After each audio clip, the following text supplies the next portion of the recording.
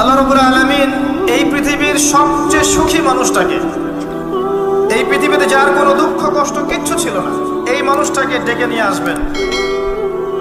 ডেকে নিয়ে এসে জাহান্নামে ঢোকাবেন এক মুহূর্ত সময়ের জন্য, ধরেন 1 সেকেন্ড বা 1 ন্যানো সেকেন্ড।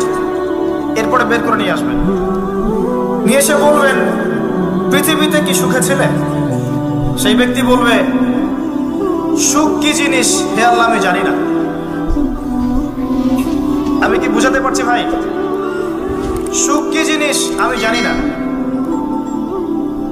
আর আল্লাহ রাব্বুল আলামিন এই পৃথিবীর সবচাইতে কষ্টে থাকা মানুষটাকে ডেকে নিয়ে আসবেন, এনে জান্নাতে ঢুকাবেন, ঢুকে এক মুহূর্ত সময় রাখবেন, বের করে নিয়ে আসবেন।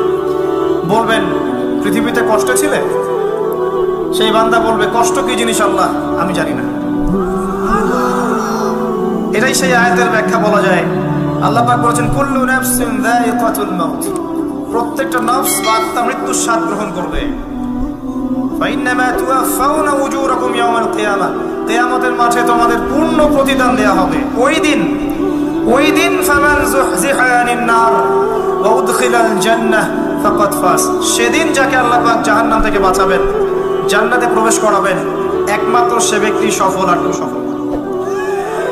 এই আয়াতটা হচ্ছে দ্য ডেফিনেশন অফ সাকসেস, যার পিছনে আমরা ছুটছি।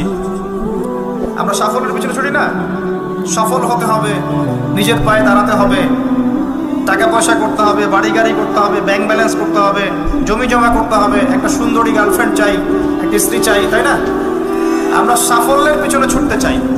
আর আমাদেরকে বস্তুবাদী দর্শন শেখায় এগুলোই সাফল্যের মানদণ্ড। তা আল্লাহ পাক এখানে বলছেন যাকে জাহান্নাম থেকে বাঁচানো হবে আর জান্নাতে প্রবেশ করানো হবে, এই ব্যক্তি ছাড়া কেউ সফল না।